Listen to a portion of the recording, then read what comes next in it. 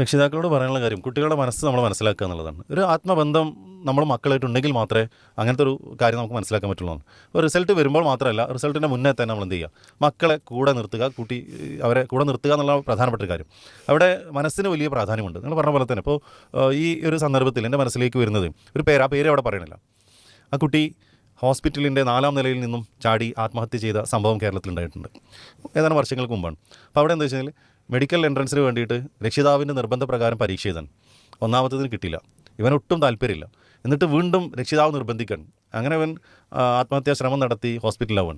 അങ്ങനെ ഹോസ്പിറ്റലിൽ തൻ്റെ തൻ്റെ രക്ഷിതാവ് വന്നിട്ട് തന്നോട് പറയും, എന്ത് മോനെ സാരമില്ലടാ, നീ പരീക്ഷ എഴുതണ്ട, നിൻ്റെ കാര്യങ്ങളായിട്ട് നിനക്ക് മുന്നോട്ട് പോകാം എന്നാണ് കുട്ടി പ്രതീക്ഷിക്കുന്നത്. പക്ഷെ അവിടെയും ആ ക്രിട്ടിക്കൽ സ്റ്റേജിൽ നിൽക്കുന്ന സമയത്ത് താൻ പറയുന്നത് തൻ്റെ മകന് മനസ്സിലാവുമെന്നൊരു ഘട്ടം എത്തിയപ്പോൾ രക്ഷിതാവ് പറയുന്നത്, ഇതുകൊണ്ടൊന്നും നിന്നെ ഞാൻ വെറുതെ വിടില്ല, മറിച്ച് നിർബന്ധമായിട്ട് നീ അടുത്ത പ്രാവശ്യം എഴുതിയേ മതിയാവുമെന്നാണ്.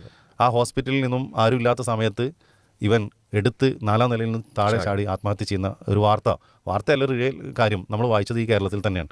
അപ്പോൾ അവിടെ നമ്മുടെ മക്കളുടെ മനസ്സ് മനസ്സിലാക്കാൻ നമുക്ക് സാധിക്കുക എന്നതാണ് ഏറ്റവും പ്രധാനപ്പെട്ട ഒരു കാര്യം എന്നുള്ളതാണ്. കുട്ടിയുടെ താല്പര്യം എന്തൊക്കെയാണ്, അവർക്ക് ഇഷ്ടപ്പെട്ട മേഖല എന്തൊക്കെയാണ്, അതിലേക്ക് എത്താനുള്ളൊരു മാർക്ക് അവന് കിട്ടിയിട്ടുണ്ടെങ്കിൽ അവിടെ നമ്മൾ അൽഹംദുലില്ലാ എന്ന് പറയണം. ഇനി അഥവാ മാർക്ക് ഒരു അല്പം കുറവാണെങ്കിൽ സാരമില്ലടാ, ഇത്രയൊക്കെ കിട്ടിയല്ലോ. ഇതും കിട്ടാത്ത ഒരുപാട് കുട്ടികളില്ല.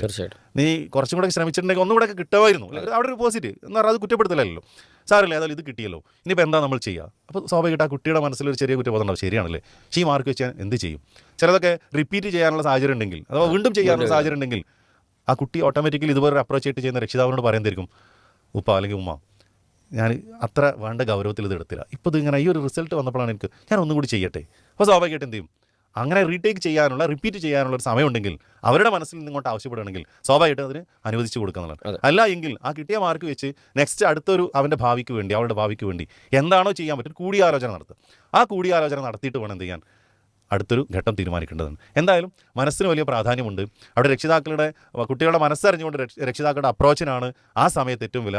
അവിടെ നമ്മളെങ്ങാനും ഒരു അവിവേകം ചെയ്തു കഴിഞ്ഞാൽ എന്നേക്കുമായി ഒരു പക്ഷേ നമുക്ക് നമ്മുടെ മക്കളെ നഷ്ടപ്പെട്ടേക്കാം. അപ്പം അതുകൊണ്ട് സൂക്ഷിച്ച് കൈകാര്യം ചെയ്യേണ്ട ഒരു മേഖലയാണത്. മാത്രമല്ല പ്രത്യേകിച്ച് ഈ കൗമാരഘട്ടത്തിലുള്ള കുട്ടികളൊക്കെയാണ് കൂടുതലും ഈ പരീക്ഷയുമായിട്ട് ബന്ധമുണ്ട്. അതിൻ്റെ മേലെ കഴിഞ്ഞാൽ പിന്നെ അവരെന്നെ സ്വന്തമായിട്ട് ഈ കാര്യങ്ങളൊക്കെ ചെയ്യും. പ്രത്യേകിച്ച് ഈ അഡോളസൻസ് പീരീഡ് എന്ന് പറയുന്നത്, കൗമാര കാലഘട്ടം എന്ന് പറയുന്നത് വികാരങ്ങൾക്കാണ് കൂടുതൽ ആ സമയത്ത് കുട്ടികൾ അടിമപ്പെടുന്നുള്ളതാണ്. വിവേകം അവിടെ വളരെ കുറച്ചായിരിക്കും, എടുത്തു ചാടുവർ. അപ്പോൾ ഒരു ചെറിയൊരു പ്രയാസം വരുമ്പോഴേക്ക് പൊട്ടിത്തെറിക്കും നമ്മൾ കാണാറുണ്ട്. അപ്പോൾ ഇങ്ങനെയൊക്കെയുള്ള വളരെ സൂക്ഷിച്ച് കൈകാര്യം ചെയ്യേണ്ട നമ്മുടെ മക്കളെ പ്രത്യേകിച്ചും നമ്മൾ ഏറ്റവും കൂടുതൽ മാനസികമായ സപ്പോർട്ട് കൊടുക്കണമെന്നാണ് ഒന്നാമതായിട്ട് നമുക്ക് പറയാം.